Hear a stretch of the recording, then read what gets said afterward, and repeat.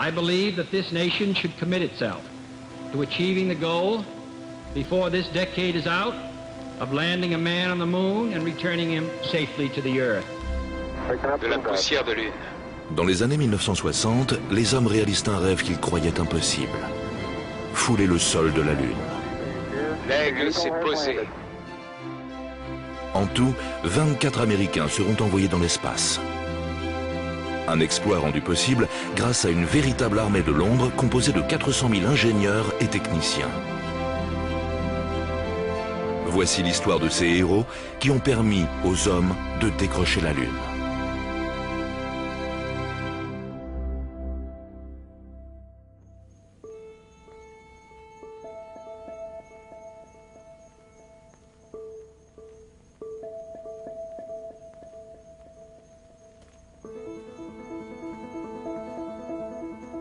Au début des années 1960, alors qu'elle commence à former des hommes en vue de relever le défi lancé par le président Kennedy, la NASA s'aperçoit qu'elle ignore complètement comment fabriquer la combinaison spatiale qui permettra à ses astronautes de survivre sur la Lune.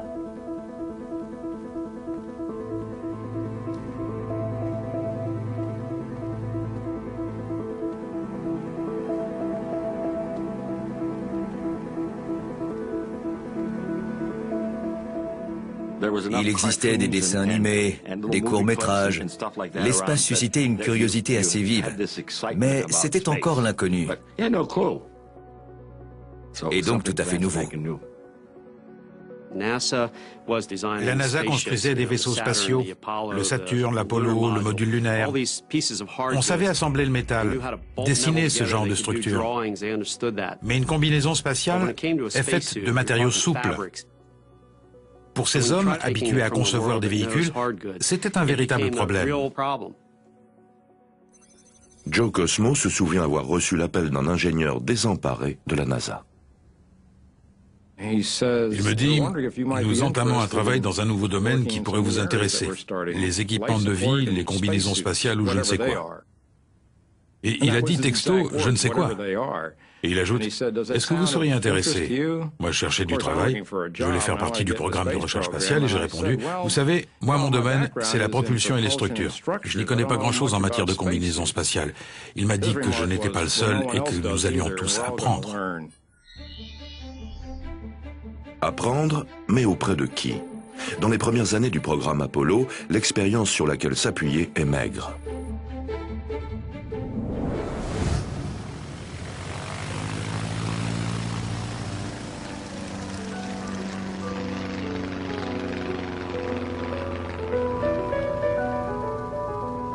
Le premier homme à porter le type de combinaison qui allait s'imposer aux astronautes est Wiley Post, un pionnier de l'aviation.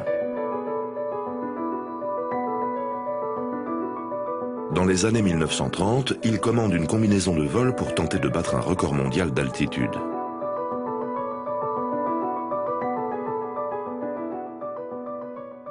Ils avaient pris un scaphandre de plongée.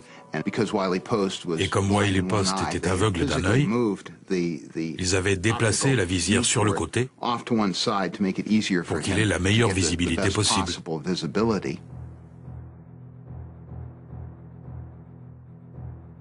La combinaison permettra à Wiley Post de monter à 15 000 mètres, soit plus haut que l'altitude de croisière d'un avion de ligne moderne. À une telle altitude, la température chute à moins 4 degrés et le niveau d'oxygène diminue dangereusement.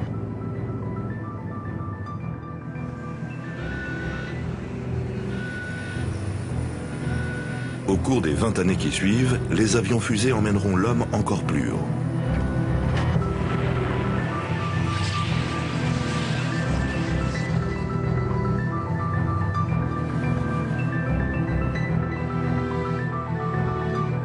Pour ce faire, on développera une nouvelle génération de combinaisons de haute altitude. Quelle vue on a d'ici? Je te le fais pas dire. L'X-15 était un appareil très compact, très effilé, un avion fusée qui était porté à haute altitude sous l'aile d'un B-52.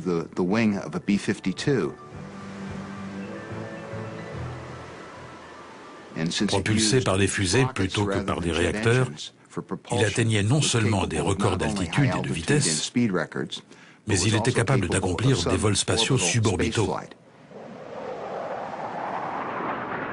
Suivra, en 1959, le premier programme spatial des États-Unis.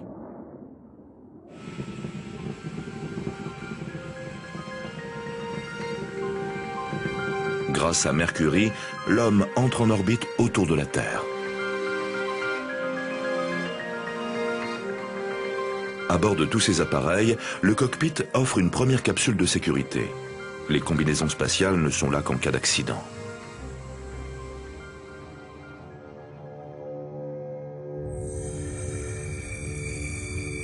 Le projet de Kennedy, qui doit arracher l'homme à cette sécurité pour le poser sur la Lune, exigera une combinaison bien plus sophistiquée.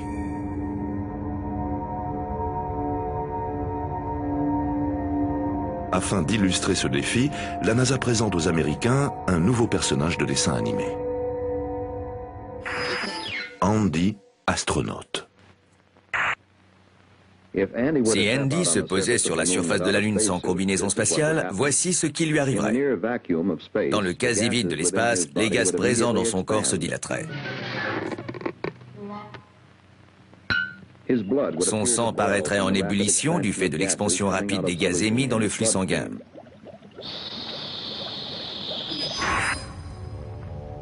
Andy ne tarderait pas à ressentir les effets d'une autre caractéristique de l'espace, le manque d'oxygène. Après avoir été plongé dans le vide et privé d'oxygène pendant 20 secondes, Andy troquerait ses ailes d'astronaute contre d'autres, d'un genre plus définitif.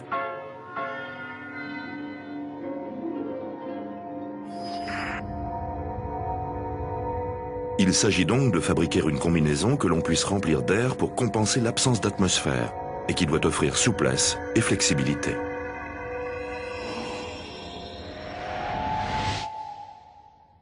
Or, les premières combinaisons pressurisées sont quasi rigides.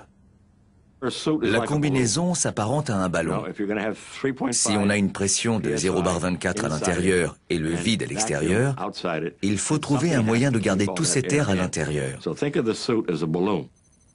Une forme cylindrique, comme celle que nous avions fabriquée, est très difficile à tordre. La NASA comprend qu'elle doit développer une expertise dans ce domaine et en 1962, l'industrie américaine lance un appel d'offres pour la construction de la première combinaison spatiale Apollo.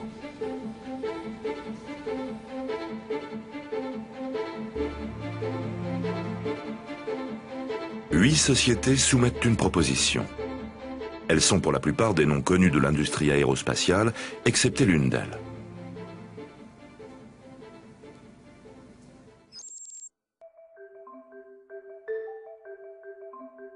L'International Latex Corporation est alors surtout réputée pour ses soutiens-gorge et gaines. Un parfait outsider qui dispose cependant d'un avantage de taille. Si la société n'y connaît rien en aéronautique, elle maîtrise la confection de vêtements souples en caoutchouc qui épousent les mouvements du corps humain.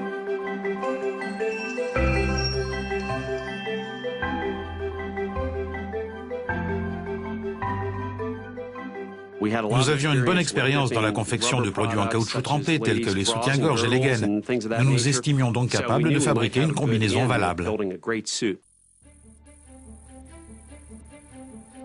Le prototype de la société s'appuie sur une série de joints en caoutchouc. Les coudes et les articulations étaient flexibles grâce au système que voici. C'est un flexible convoluté, à savoir une pièce de caoutchouc trempé qui présente toutes ces petites stries. Elle permet à l'air de se comprimer d'un côté ou de l'autre et de se déplacer, ce qui évite de se débattre contre un cylindre pressurisé et autorise tous les mouvements aux articulations du coude, du genou ou de la cheville.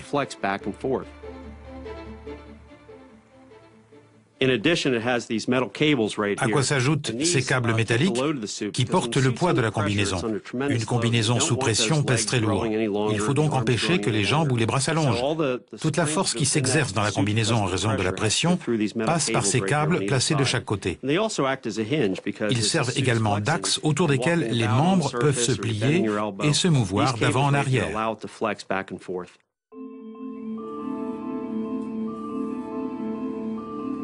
Un procédé simple et évident, auquel personne n'avait encore songé. Aussi, en avril 1962, la NASA se hasarde-t-elle à signer un contrat avec ILC, acronyme sous lequel la société va se faire un nom pour la fabrication de la combinaison spatiale Apollo. Mais il y avait un hic. Si les vêtements en caoutchouc n'ont pas de secret pour ILC, c'est la première fois qu'elle doit gérer un contrat public de cette importance. Ainsi, la NASA désigne une autre société pour superviser toute l'opération. Hamilton Standard est une société d'études renommée qui avait initialement remporté tout le marché. Ses ingénieurs sont surpris et ravis d'être investis d'un rôle dans le programme.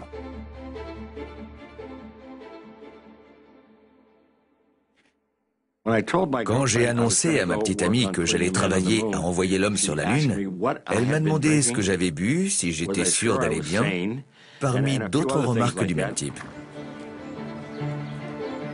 Il reste que le mariage entre Hamilton et ILC réunit deux entreprises radicalement différentes et va, dans les années à venir, causer de vives inquiétudes à la NASA.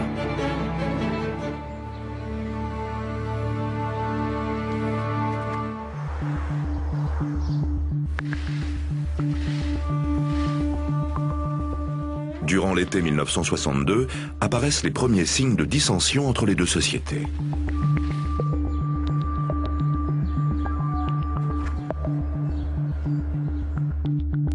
Tom et Rala travaillent alors chez Hamilton Standard.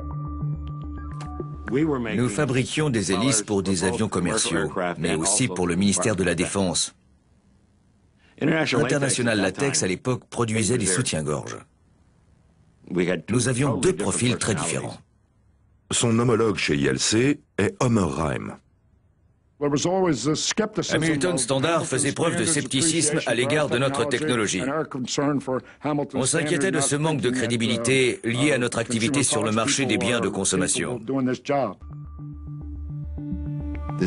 C'était une relation très intéressante dans la mesure où les deux organisations estimaient chacune pour leur part qu'elles auraient dû avoir la main mise sur le projet. On parlait alors de mariage forcé.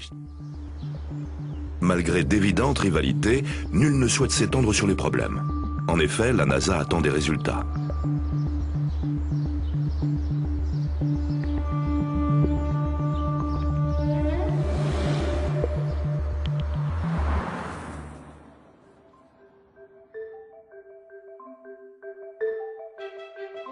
Chez ILC, les prototypes des premières combinaisons passent en phase de production. On a eu la chance que parmi les salariés, beaucoup soient très doués pour la couture. Des femmes qui cousaient des articles féminins. On a donc placé un grand nombre de ces couturières de talent sur la chaîne de production de la combinaison spatiale.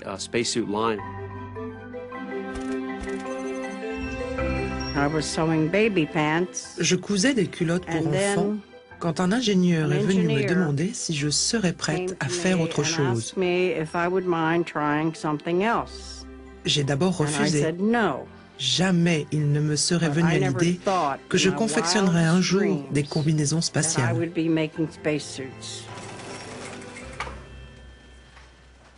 Un travail qui nécessite un soin et une attention qu'aucune ouvrière n'a jamais dû fournir jusque-là. Ces coutures étaient réalisées à 8 mm près environ, soit un peu moins qu'une épingle. Et cette marge de tolérance s'appliquait en toutes circonstances. Il fallait que ce soit parfait. Tout était inspecté. Ils devaient compter le nombre de points par centimètre et s'assurer qu'on n'en faisait ni plus ni moins que le nombre prescrit.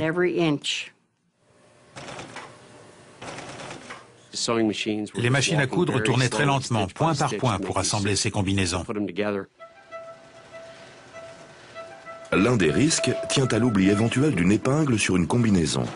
En effet, la présence d'une seule d'entre elles aurait pu provoquer dans l'espace un accident mortel.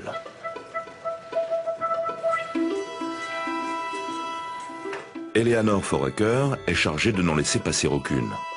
Elle distribue à ses couturières des épingles de couleurs différentes afin de pouvoir surveiller qui fait quoi. Un jour, je passais près d'une table d'inspection et j'ai aperçu une épingle à tête rouge. Je me suis référé à mes fiches et j'ai découvert qui était la fautive. Je suis allée voir cette femme pour le lui dire. Elle m'a regardé fixement et m'a dit « Ce n'est pas moi ». Je lui ai répondu « Voici votre aiguille » et je lui ai planté dans le derrière.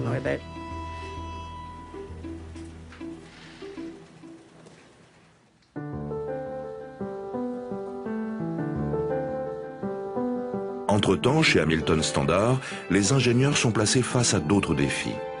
Leur tâche, outre la supervision du contrat, consiste à élaborer un équipement de vie, le sac à dos alimentant l'astronaute en oxygène et assurant la pressurisation de la combinaison à une température adéquate. Ce qu'ils appellent un système de contrôle de l'environnement. Earl Ball est chargé de sa conception. C'était une première mondiale. Nous allions fabriquer une sorte de petit véhicule spatial à partir d'une combinaison et de ce système de contrôle du milieu ambiant. L'un des défis est de fournir le plus d'oxygène possible pour un poids minimum. À cette fin, Ball utilisera un système de recirculation de l'air. Normalement, dans la respiration, on expire de l'oxygène et du gaz carbonique. Et tout cet oxygène expiré est gaspillé. Le système développé par Hamilton ôte le dioxyde de carbone de l'oxygène expiré, en le faisant passer à travers de l'hydroxyde de lithium. Un moyen de recycler indéfiniment l'oxygène, offrant une efficacité supérieure d'au moins 20% à celle d'un scaphandre autonome classique.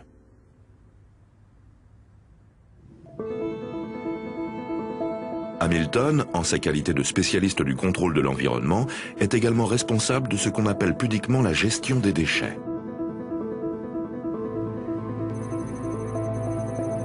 Don Resky recevra le surnom de Dr Chasse d'eau pour son ingéniosité en la matière. Comme vous savez, il n'y avait pas de toilettes cosmiques. Et ils n'étaient pas entraînés au point de pouvoir se retenir pendant plusieurs jours. Il leur fallait une forme, disons, d'hygiène corporelle. Don faisait preuve d'humour dans son travail. Et il y avait de quoi, vu qu'il se retrouvait souvent occupé à de basses besognes. Voici le sac à urine et voici le sac à sel. À ne pas confondre surtout, ils ne sont pas interchangeables. La poche d'urine, qu'on a fini par appeler poche à pisse, comprenait un sachet d'1 litre, relié au corps par un préservatif, prolongé d'un tuyau permettant d'uriner directement dans le sac. Les préservatifs étaient disponibles en 3 tailles différentes, petites, moyennes et grandes. Et bien évidemment, peu d'astronautes se montraient prêts à accepter autre chose qu'une grande taille. La NASA doit donc changer leur appellation. On a adopté grande, gigantesque et hors norme. Du coup, ils pouvaient se satisfaire d'une grande taille. Peu à peu, pièce par pièce, l'équipement de vie prend forme. Au début des essais, on ignore encore l'existence d'un défaut de fabrication potentiellement mortel.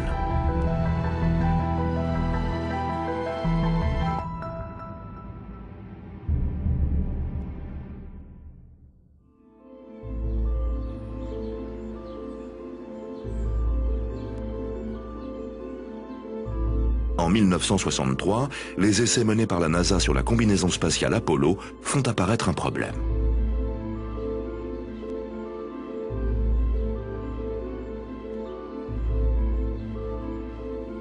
De l'avis de tous, l'air frais pompé dans la combinaison par le sac à dos devait suffire à réguler la température.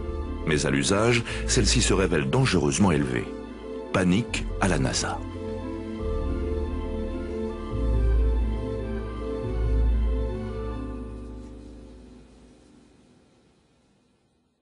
En octobre 1963, la NASA met en demeure Hamilton d'apporter dans les 2 semaines une solution au problème du refroidissement thermique.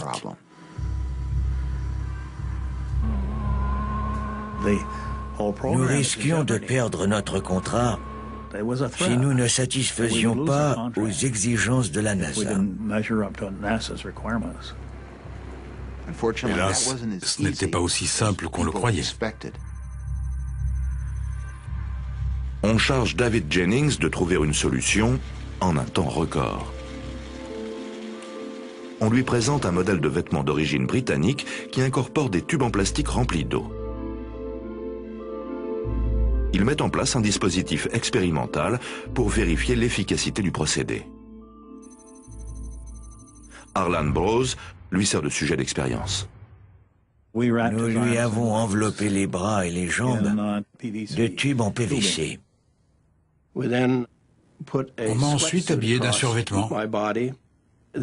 Puis pour éviter que rien ne s'évapore du survêtement, on m'a recouvert d'une tenue en plastique. Bottes en plastique, gants en plastique, tout le corps mis sous plastique, afin que l'eau ne puisse pas s'échapper. Je crois que j'avais même la tête sous un casque en plastique. L'idée était de garder toute la chaleur corporelle de Bros. Les tubes en PVC sont alors reliés à un seau d'eau glacée.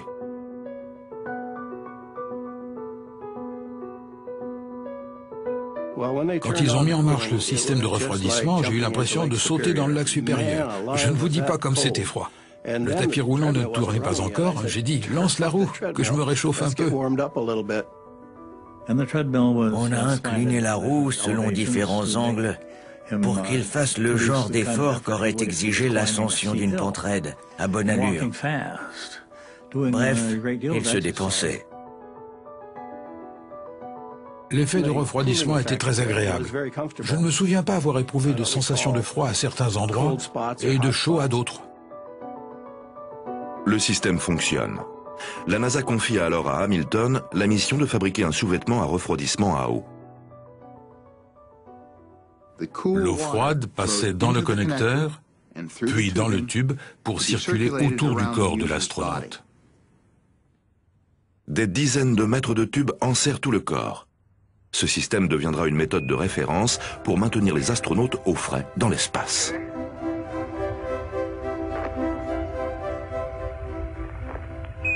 C'était très bien.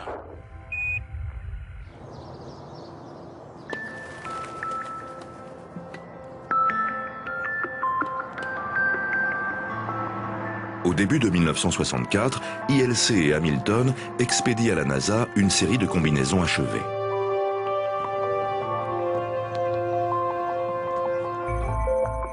Tom Herala est chargé de la première livraison. J'ai conduit jusqu'à mon hôtel, puis j'ai dû la sortir de ma voiture, la porter jusque dans ma chambre et la garder avec moi pour la nuit pour que personne ne touche ou ne vole la marchandise qui était classée confidentielle. En plus, elle devait avoir une certaine valeur. Quoi qu'il en soit, la première combinaison que j'ai livrée à la NASA a dormi à côté de moi. Non pas que j'y ai pris un plaisir particulier, mais bon.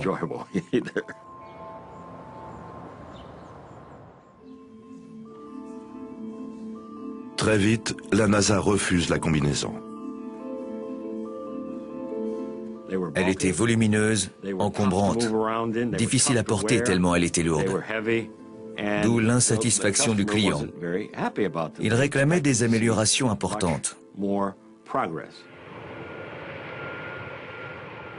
L'un des essais a été mené dans un avion où l'on a simulé la gravité lunaire. Il fallait être capable de tomber sur le dos comme une tortue et de se relever sans aucune aide.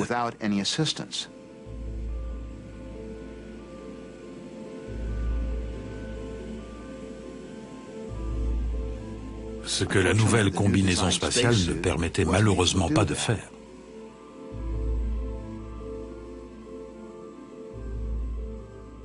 Il y a des lois physiques qui rendent certaines choses impossibles.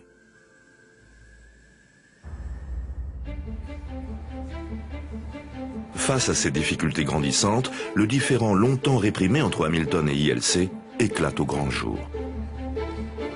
Hamilton Standard venait dans nos usines et s'évertuait à nous expliquer comment construire nos combinaisons en s'imaginant nous aider, d'où un désarroi un peu inutile. Nos sociétés avaient des profils très différents quant à la gestion des produits et à la documentation qui les accompagnait.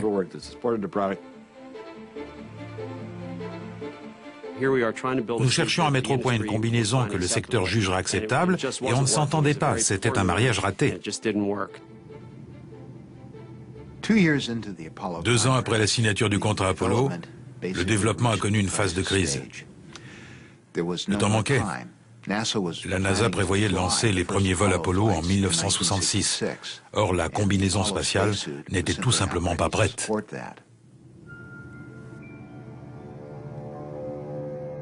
À l'automne 1964, désespérant de voir un jour la combinaison répondre à ses critères d'essai, la NASA prend la décision retentissante d'annuler le contrat.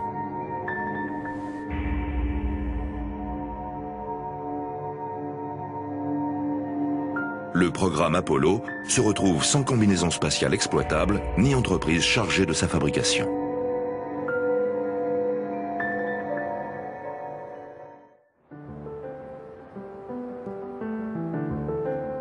Au printemps 1965, la NASA relance le programme de combinaison spatiale Apollo. Depuis quelques années, elle jouait sur 2 tableaux en étudiant les combinaisons rigides, mais aussi des prototypes plus souples.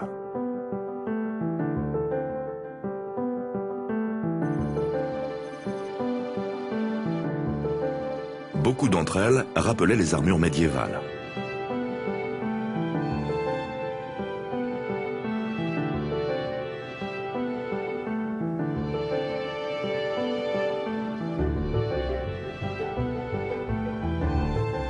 Pourtant, malgré tous leurs efforts, les concepteurs ne parvenaient pas à réduire le volume de ces vêtements remarquables. Une fois encore, la NASA sollicite d'autres propositions.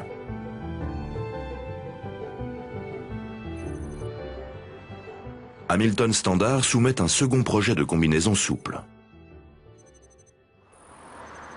ILC en fait de même. Les 2 anciens associés sont désormais en concurrence. Nous n'avions que 6 semaines pour développer une combinaison et participer à cet appel d'offres. Nos ingénieurs travaillaient jour et nuit. Ils sont allés jusqu'à forcer la serrure de certaines pièces pour y récupérer les composants dont ils avaient besoin. Ils étaient là à 2 heures du matin à tenter de bricoler une combinaison.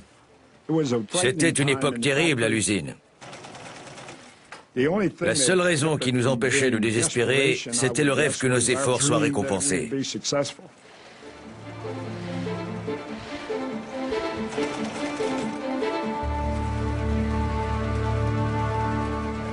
Dur labeur qui portera néanmoins ses fruits.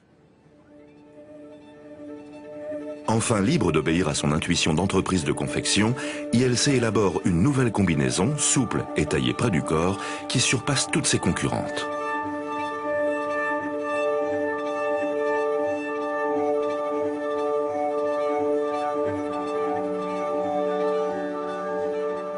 Nous avons remporté le concours parce que notre combinaison était d'une souplesse extraordinaire. Elle était fabriquée comme nous l'entendions. Les épaules étaient très étroites. Voyez vous-même les photos. Vous verrez combien elle était fuselée comparée aux 2 autres. La différence en termes juridiques tient ici à ce que ILC est désormais le prestataire direct de la NASA. Hamilton signe de son côté un contrat distinct qui prolonge la construction de l'équipement de vie.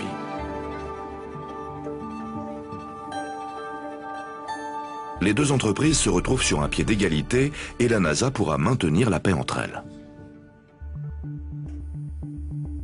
La combinaison se compose à présent de 3 pièces différentes. Le sous-vêtement à refroidissement à eau,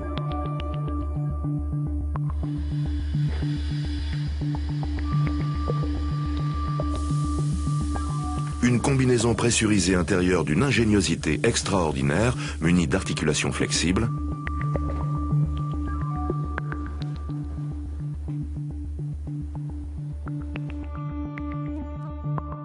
et enfin, le vêtement extérieur blanc fabriqué à partir d'un nylon renforcé, protégeant contre les températures extrêmes de l'espace.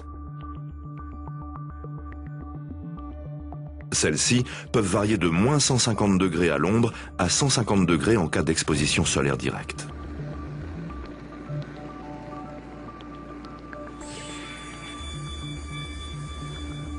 La botte est dotée d'une grande semelle plate pour éviter à l'astronaute de s'enfoncer dans le sol lunaire qui est mou. Le casque dispose d'une série de visières solaires contre l'éblouissement.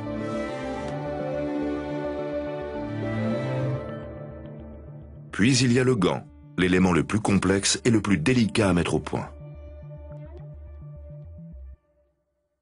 Il fallait un gant qui permette de ramasser un diamant et qui soit aussi résistant qu'un gilet pare-balles. C'était très difficile à réaliser. Après diverses permutations, le revêtement est fabriqué à partir d'un matériau innovant, le Chromel Air. Il s'agissait d'une fibre d'acier inoxydable qui était tissée dans un matériau aussi souple qu'un tissu. Nous l'avons appliqué sur la surface du gant qui recouvre la plus grande partie de la main. Ce matériau coûtait $2000 le mètre, un prix faramineux à l'époque. On l'avait développé pour cette combinaison. Un nouveau cauchemar commence pour les couturières. Il n'empêche, les nouvelles combinaisons prennent forme petit à petit.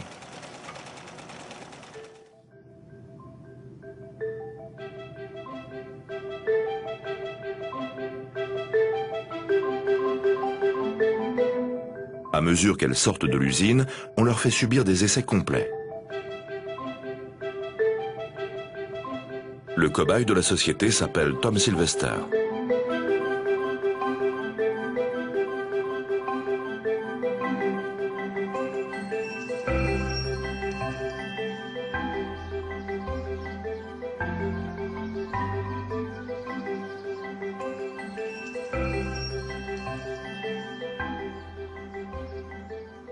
J'ai couru, j'ai shooté, j'ai fait des passes et roulé par terre, comme un joueur de football américain.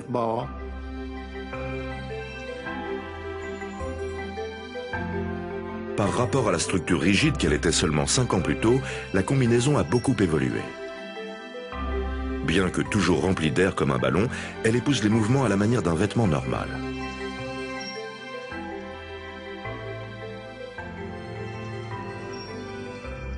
Pour effectuer des essais dans des conditions de gravité réduite, la NASA ne recule devant rien.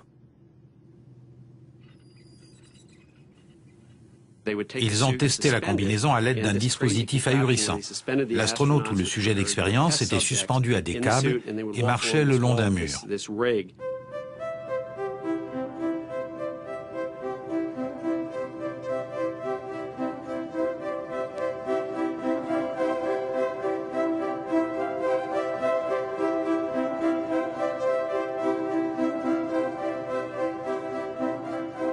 David Jennings participera aux essais. J'avais l'usage de mes jambes, des deux jambes indépendamment l'une de l'autre. Je pouvais sauter et faire des bonds comme dans les photos d'astronautes sur la Lune. Je faisais pareil, de grands sauts et des bonds. Je me suis aperçu que je pouvais faire des sauts périlleux et même des sauts périlleux arrière, ce que j'avais toujours rêvé de faire. C'était un tel bonheur de réussir les sauts arrière que j'en ai fait une douzaine, avec autour de moi tous ces ingénieurs qui me regardaient la bouche grande ouverte.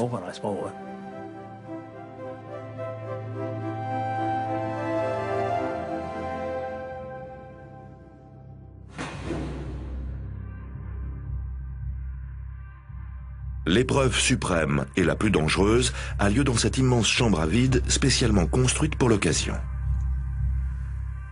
Ils ont réussi à extraire la totalité de l'air pour créer le vide tel qu'il existerait sur la Lune. On pouvait ainsi tester nos combinaisons et nous assurer qu'il n'y avait pas de fuite. L'un de ces essais frôle la catastrophe.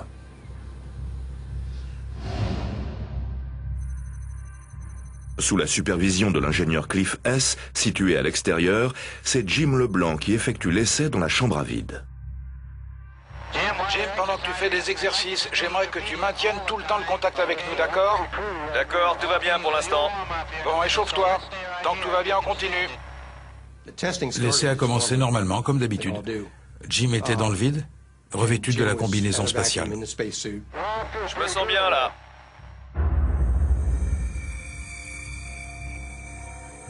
Dans cette pièce dont tout l'air a été aspiré, il n'a pour seule protection que sa combinaison pressurisée. Tout à coup, un événement survient.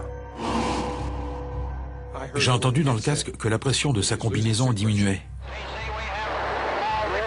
Le tube qui assure la pressurisation s'est débranché. La valve d'arrivée est ouverte. Sa vie est en danger.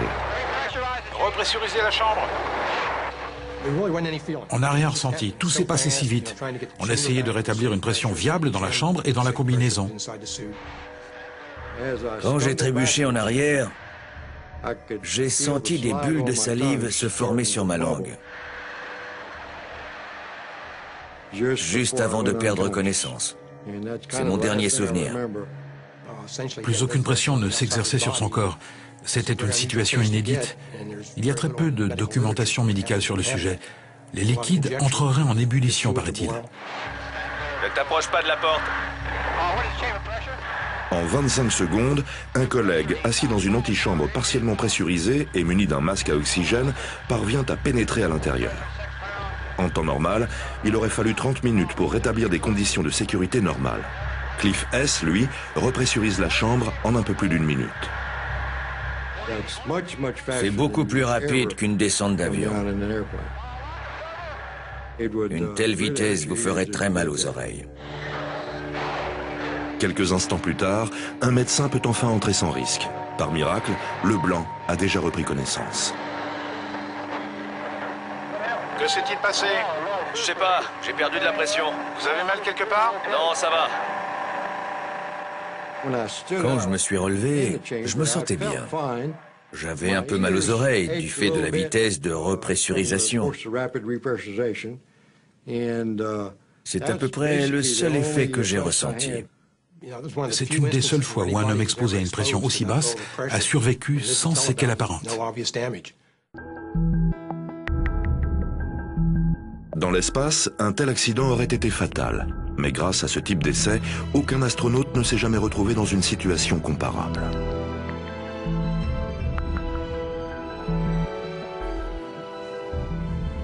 Les combinaisons résistent à toutes les épreuves et le programme rattrape son retard. Survient alors une nouvelle catastrophe qui remet tout l'avenir du programme Apollo en question.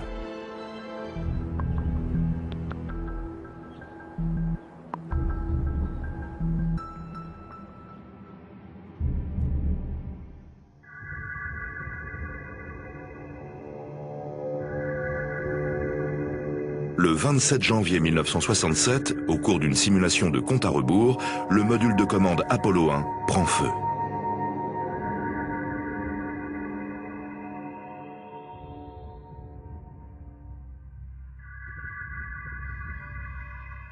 J'ai reçu un appel d'un collègue à Houston qui me dit « T'as pas dû en entendre parler, mais un incendie désastreux s'est déclaré au centre Kennedy. » Cet incendie causera la mort de 3 membres de l'équipage.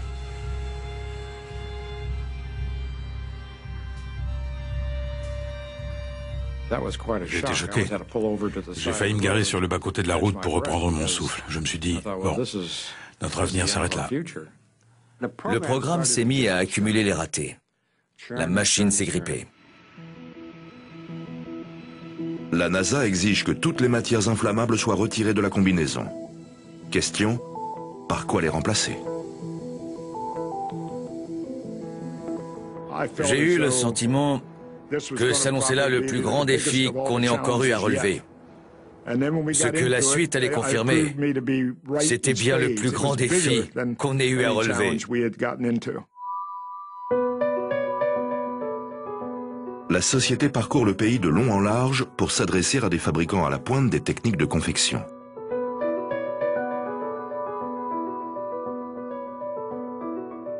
Elle cherche une matière résistante, souple et ininflammable.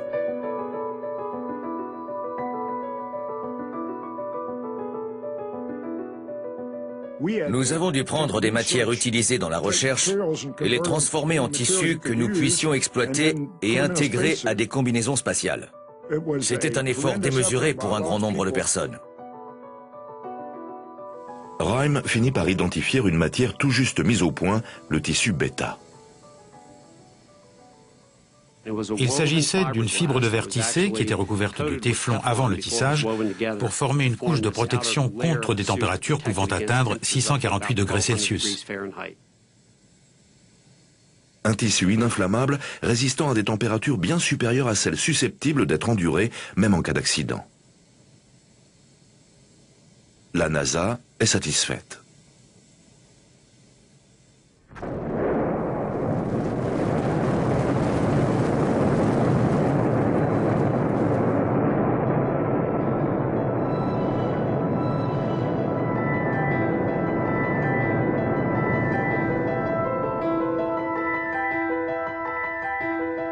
Les missions Apollo 7, 8, 9 et 10 enverront l'homme dans l'espace sans difficulté notoire.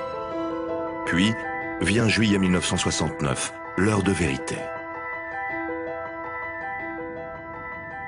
Neil, on te voit maintenant en train de descendre. Tu peux descendre de l'échelle. Le monde entier acclame les premiers pas sur la Lune des astronautes d'Apollo 11. Mais pour les concepteurs des combinaisons, cette marche lunaire équivaut à de longues heures d'anxiété.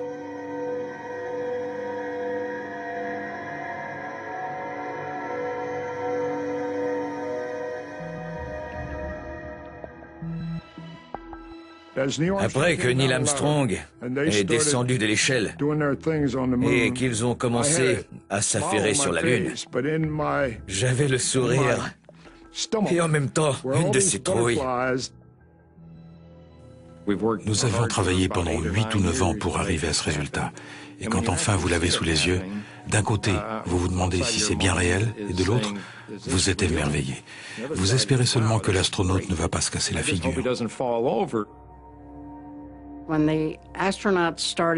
Quand les astronautes ont commencé à faire des sauts, notre crainte était que le vêtement pressurisé sous la couche extérieure se mette à fuir ou quelque chose dans ce genre. Nous redoutions l'accident. Chaque fois qu'ils tombaient ou trébuchaient, j'avais comme un serrement de gorge. Les astronautes prenaient à l'évidence un plaisir euphorique à faire ce qu'ils faisaient. Ils paraissaient improviser un peu, et à chaque nouvelle improvisation, je n'avais qu'un seul désir, qu'ils grimpent sur l'échelle et montent se mettre à l'abri dans le module lunaire.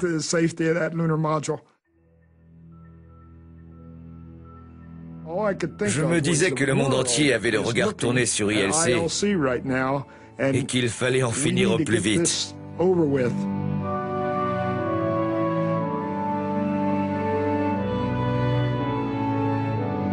2h30 s'écouleront avant que les astronautes d'Apollo 11 regagnent le module lunaire.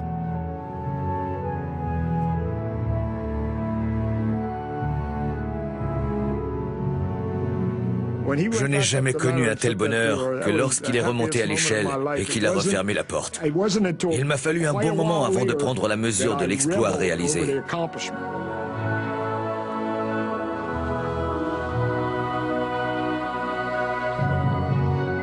J'avais les larmes aux yeux. Je pleurais de bonheur. C'était fantastique.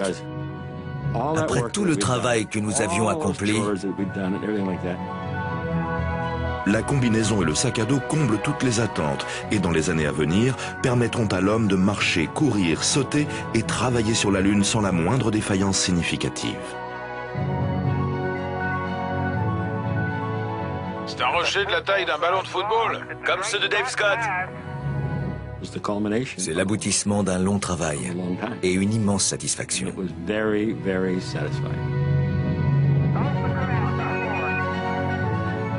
C'est la plus belle chose que j'ai réalisée. Ces deux jambes, c'est magnifique. Je me déplace comme un kangourou.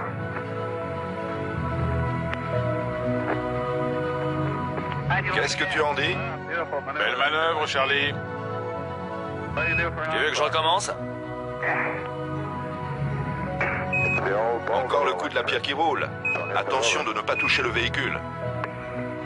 Oh là là! Je crois que t'en as sur toi aussi. Non, ça va. Hey John, c'est parfait.